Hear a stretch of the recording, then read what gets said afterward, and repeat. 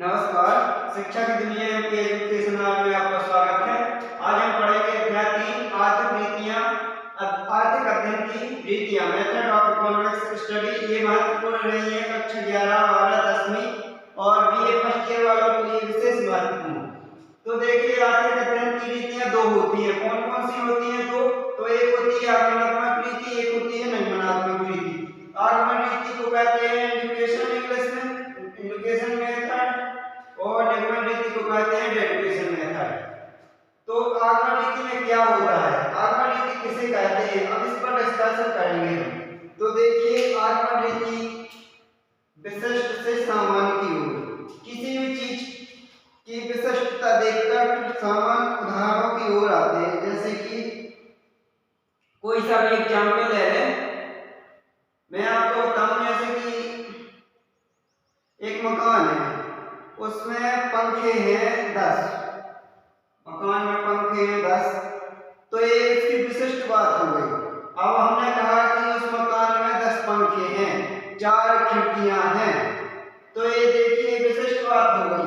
अब हम कहेंगे कि उस किसी भी मकान के लिए कह दें कि मकान में पंखे हैं या मकान में खिड़कियां हैं, ये सामान्य बात हो गई। विशिष्ट क्या है?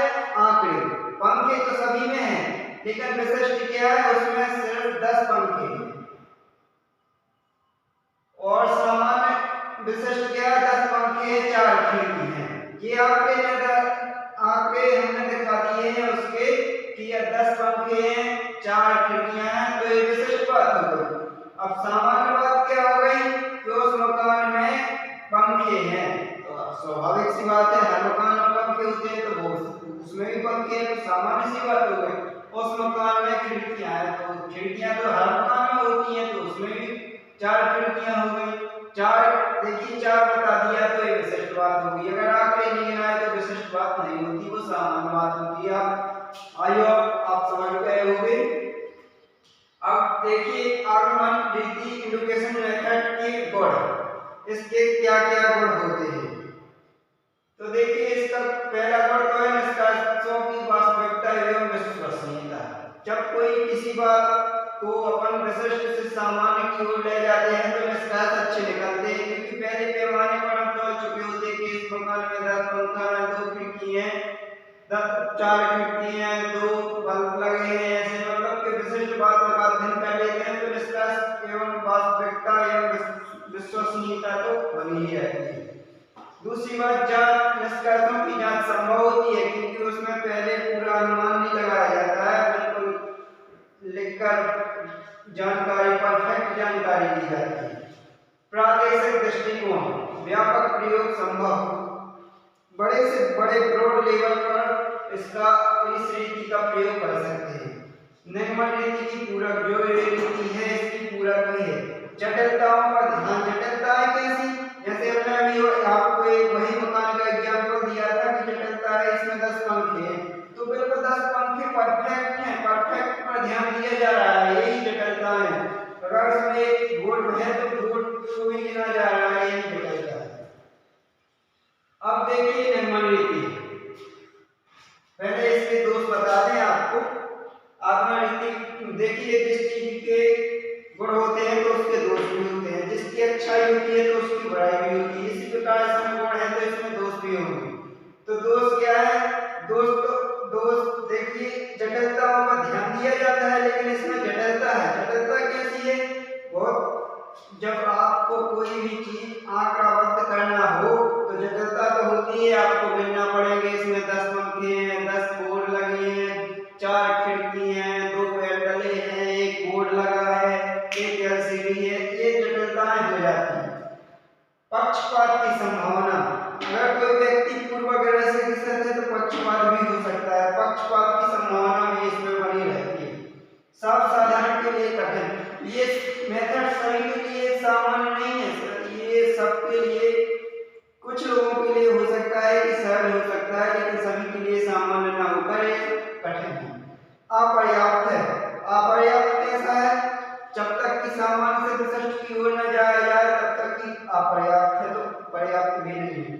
निष्कर्षों की सत्यता का अभाव, ये भी नहीं पक्का नहीं है कि निष्कर्ष अच्छे ही निकले, सत्यता का अभाव ही कभी कभी हो जाता है, इसलिए हम ये भी नहीं कह सकते हैं कि इसमें पूर्णतया सत्यता पाई जाती है। अब जानते हैं निर्माण रीति को।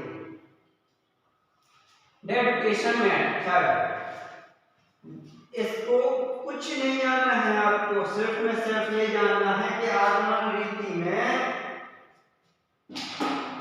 विशिष्ट से सामान्य की ओर जाया जाता है। विशिष्ट यानी विशिष्ट हो गया आंकड़ों से उदाहरण की ओर।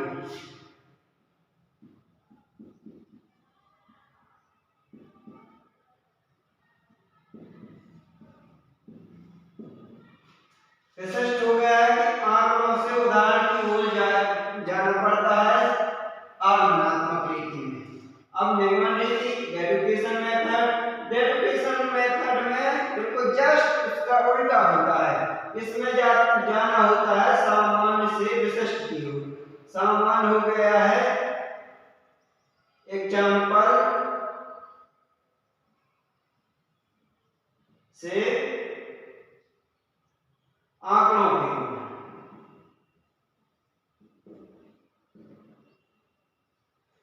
सामान्य से विशिष्ट की ओर, एग्जाम्पल है उदाहरण से आंकड़ों की ओर जाना होता है। इसमें आप समझ गए होंगे कि विशिष्ट से सामान्य की ओर और सामान्य से विशिष्ट की ओर निर्माण रीति और विशिष्ट से सामान्य की ओर आगमन रीति। आप समझते हैं इसके बोर्ड, इसके बोर्ड क्या क्या सरलता है इसमें, क्योंकि अब कौन सा एग्जाम्पल अपन को ये देखना है। जैसे कि मैंने एग्जाम्पल समझाया था कि निर्माण रीति में होता है कि इसमें गिनना पड़ता है, आंकड़े देने पड़ते हैं कि इसमें 10 खिड़कियां हैं, 4 पंखे हैं, टीवी, एक फ्रिज, एक कूलर, एक आंकड़े लगाने पड़ते हैं। इसमें कोई भी आंकड़ा, जैसे कि मकान है, अपन ने कह दिया कि इसमें पंखे हैं, तो सामान्य सी बात होगी, सामान्य है ही सामान्य की हर मकान में पंखे होते हैं, तो इसमें ये सरल भी होती है, सरलता ही पाई जाती है। सर्वव्यापकता, इसमें सर्वव्यापकता भी पाई जाती है। मनुष्य के सामान्य व्यवहार का आधार या विधि सब साधारण के लिए बहुत ही उपयोगी है। इस रीति के द्वारा प्रतिपादित नियमों में सार्वभौमिकता पाई जाती है। उदाहरण के लिए जैसे कि सीमांत उपयोगिता, अभ्यास नियम, समसीमांत उपयोगिता तथा मान का नियम आदि सभी देशों में सभी स्थितियों में लागू होता है। ऐसा नहीं है कि मान का नियम भारतवर्ष में लागू होता है, सभी देशों में सभी स्थितियों में ही लागू होता है। तो ये सामान्य सी बात हो गई। और सर्वव्यापकता यूनिवर्सल बात होती है। निष्कर्षों की निश्चितता और स्पष्टता, निष्कर्ष होते हैं वो निश्चित होते हैं और स्पष्टता होती है। सर्वमान्य तत्वों पर आधारित होने के कारण यह विश्लेषण की रीति है। इस कारण यदि उचित और सही मान्यताओं का चुनाव किया जाता है तो इस रीति द्वारा निकाले गए निष्कर्ष निश्चित और स्पष्ट होते हैं। और यदि निष्कर्षों के कुछ गलतियां होती हैं तो उनको तर्कों के आधार पर दूर किया जा सकता है और परिणामों को बेहतर बनाया जा सकता है। तो आप समझ गए होंगे कि निष्कर्षों की निश्चितता, अब विश्वसनीयता भी होती है, इसमें निष्पक्षता भी होती है और विश्वसनीयता होती है। पूर्वानुमान लगाने में सहायक भी होती है। इस रीति के द्वारा निकाले गए निष्कर्ष सरल, स्पष्ट, निश्चित एवं सर्वव्यापक होते हैं। इसलिए इस रीति के निष्कर्षों के आधार पर घटनाओं के संबंध में पूर्वानुमान भी लगाया जा सकता है। आगमन रीति की पूरक, देखिए आगमन रीति अपने आप में पूरी नहीं है, क्योंकि इसके बगैर ये रीति पूरी हो ही नहीं सकती। देखिए यह रीति आगमन रीति की पूरक है क्योंकि इनमें एक और आगमन रीति के द्वारा निकाले गए निष्कर्षों की जांच की जाती है। दूसरी ओर जिन क्षेत्रों में आगमन रीति का प्रयोग नहीं हो पाता है, जो जिस क्षेत्र में आगमन रीति का प्रयोग नहीं हो पाता है, वहां पर निर्माण रीति का प्रयोग किया जा सकता है। अब आ गए हैं इसके दोष। मैंने बताया था कि जिसके गुण होते हैं उसके दोष भी होते हैं, जिसकी मतलब कि जिसकी जिसमें कोई अच्छाई पाई जाती है उसमें बुराई नहीं होती है। तो देखिए इसके दोष भी पढ़ते हैं। दोष को इंग्लिश में कहते हैं, इसको दोष को इंग्लिश में कहते हैं डिमेरिट। निष्कर्षों की जांच का अभाव। इसमें निष्कर्षों की जांच का अभाव तो पाया ही जाएगा, क्योंकि निष्कर्ष अब हमने बताए थे आपको कि आंकड़े नहीं होते, इसमें सामान्य सी होती है, इसलिए निष्कर्षों की जांच का अभाव। सत्यता का भी अभाव होता है, सत्यता का अभाव पाया ही जाता है, और सर्वव्यापकता का भी अभाव पाया जाता है। देखो निष्कर्षों की सत्यता का अभाव आप कहेंगे कैसे, तो मैं बता दूं कि सत्यता एवं विश्वसनीयता की जांच न कर पाने के कारण प्रायः अवास्तविक मान्यताओं पर आधारित मान लिया जाता है। परिणाम स्वरूप इन अवास्तविक मान्यताओं के आधार पर निकाले गए निष्कर्षों में सत्यता और सर्वव्यापकता का अभाव पाया जाता है। इसलिए अब है सर्वव्यापकता का अभाव ही पाया जाता है। स्थिर दृष्टिकोण, इसका दृष्टिकोण अस्थिर होता है। यह नियमन प्रणाली में तत्व विशेष कहते समय उस घटना को प्रभावित नहीं करती है, उस जो घटना होती है उस घटना को प्रभावित नहीं करती है, या फिर प्रभावित करने वाली सभी आर्थिक तथ्यों को स्थिर मान लिया जाता है। कि जैसे कि ऐसे स्थिर मान लिया जाता है कि मैंने बताया था कि इस कमरे में पंखे हैं, तो सभी में मान लिया जाता है कि वहाँ पंखे होंगे, ऐसा स्थिर मान लिया जाता है। अब वास्तविकता के परे, यानी कि वास्तविकता के बिल्कुल परे है, ये वास्तविकता तो बतलाती ही नहीं है। माना कि इस हॉल में पंखे हैं, शायद वो दूसरे हॉल में पंखे ना हो, तो इसलिए ये वास्तविकता के परे भी है। अब देखिए हो गए हैं अध्याय 3 आर्थिक अध्ययन की रीतियां।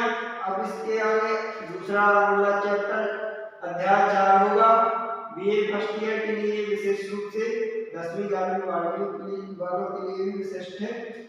तो देखिए अब आप लोगों को मुझे आशा है कि समझ में आ गया होगा। इसके आगे दूसरा चैप्टर शुरू करेंगे दूसरे वीडियो में।